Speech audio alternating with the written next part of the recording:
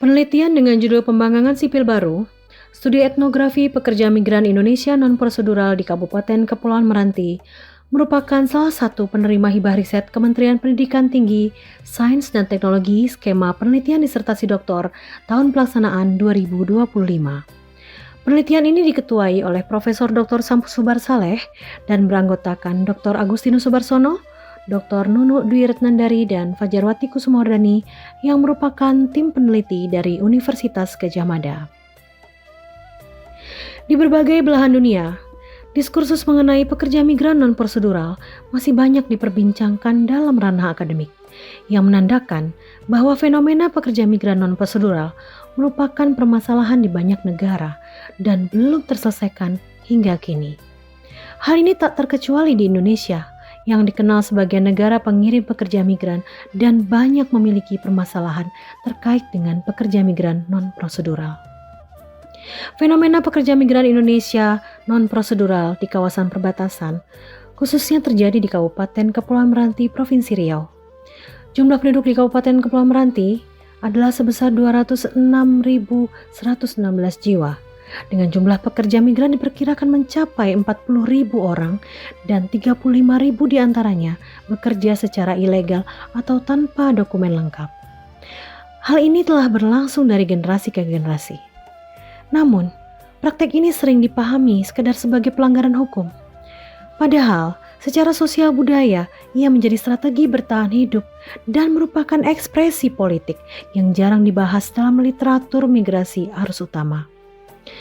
Undang-Undang Nomor 18 Tahun 2017 belum dapat mengakomodir kebutuhan pekerja migran Indonesia di perbatasan dan justru menimbulkan celah penting dalam cara negara mengatur tapi sekaligus melupakan pekerja migran Indonesia yang bekerja secara non-prosedural. Riset ini bertujuan untuk mengeksplorasi bagaimana bentuk praktek kerja non-prosedural yang dilakukan oleh pekerja migran non-prosedural. Menganalisis mengapa para pekerja migran memilih jalur non-prosedural meskipun mengetahui resikonya. Penelitian ini juga menganalisis bagaimana pekerja migran memaknai tindakan mereka dan mengeksplorasi dampak sosial, ekonomi, dan kultural dari praktek pekerja migran Indonesia non-prosedural terhadap Kabupaten Kepulauan Meranti sebagai salah satu daerah asal pekerja migran non-prosedural selama puluhan tahun.